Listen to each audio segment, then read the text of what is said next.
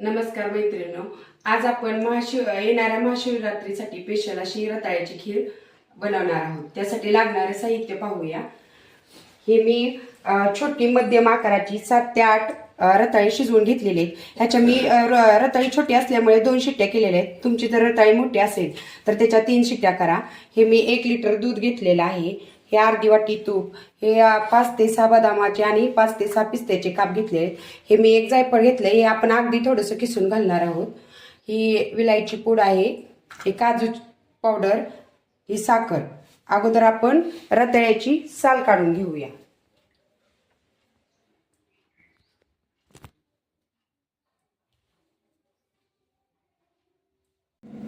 आता ही मी सर्व रताळ्यांची साल काढून घेतलेली आहे। आता ही आपल्याला रताळे खिसून घ्यायची आहे। आता या बाउलमध्ये मी सर्व रताळे खिसून घेते।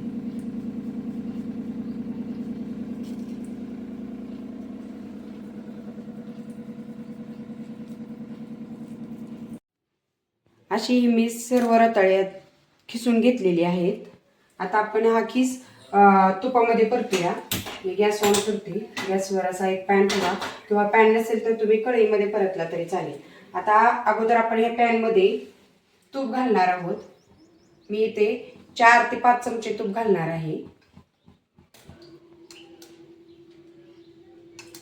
हे मी 5 चमचे तूप घातले। ह्या तुपामध्ये अगोदर आपण हे ड्रायफ्रुट्स परतून घेणार आहोत।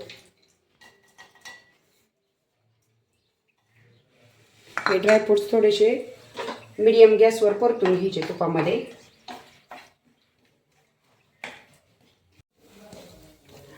आता हे असे ड्रायफ्रुट्स लाल झाले की आपण गॅसची फ्लेम कमी करूया आणि हा रताळ्याचा किस आपण त्यात घालणार आहोत। आणि हा किस आपल्याला याच्यामध्ये 5 मिनिटं परतून घ्यायचा आहे। असा हा खीस मी मीडियम गॅसवर सतत 5 मिनिटं तुपात परतून घेतलेला आहे। आता हा आपण गॅस ऑफ करून एका बाउलमध्ये काढून घेऊया।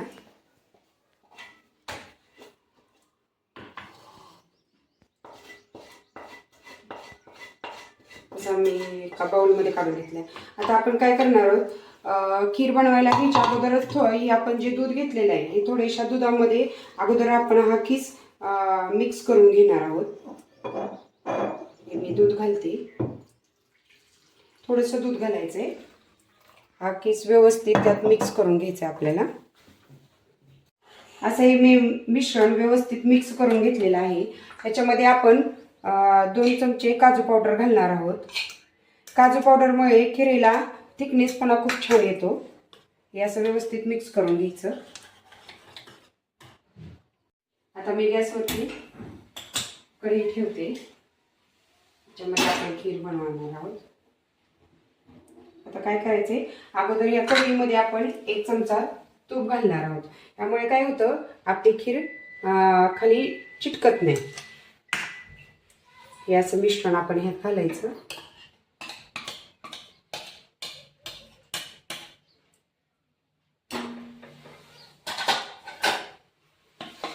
याचं व्यवस्थित मिश्रण घालून घ्यायचं यामध्ये।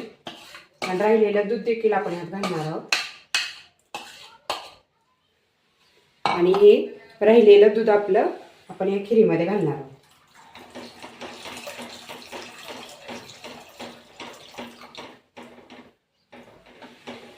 दूध घातल्यानंतर हे सगळं व्यवस्थित मिक्स करून घ्यायचं आणि गॅसची फ्लेम मीडियम ठेवायची। त्याच्यामध्ये आपण लगेच आपण 1 वाटी साखर घालणार आहोत। मी हे दूध आधी उकळून घेतलेलं आहे।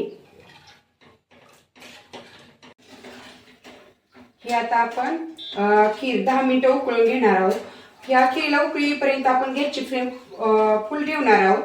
आणि एकदा उकळी आली की हा गॅसची फ्लेम आपण मीडियम करायची आणि 10 मिनिटं ही खीर आपल्याला उकळून घ्यायची। अशी आपली झटपट तयार होणारी रेसिपी आहे। अशी मी खीर 10 मिनिटं उकळून घेतलेली आहे। आता आपण या खिरीवरती वेलची पूड घालणार आहोत। ही खीर मी मध्ये एकदा उघडून हलवून घेतली होती.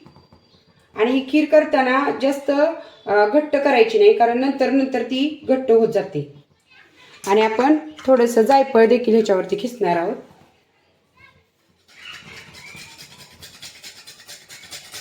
अगदी थोडंसं जायफळ घालायचं, खिरीला वास छान लागतो. आणि हे हलवून घ्यायचं. अशी आपली रताळ्याची खीर बनवून झालेली आहे. ही खूप कमी वेळात तयार होणारी रेसिपी आहे, नक्की ट्राय करा. आता मी एका पाटीमध्ये काढून घेते. ही खीर आता आपली तयार आहे.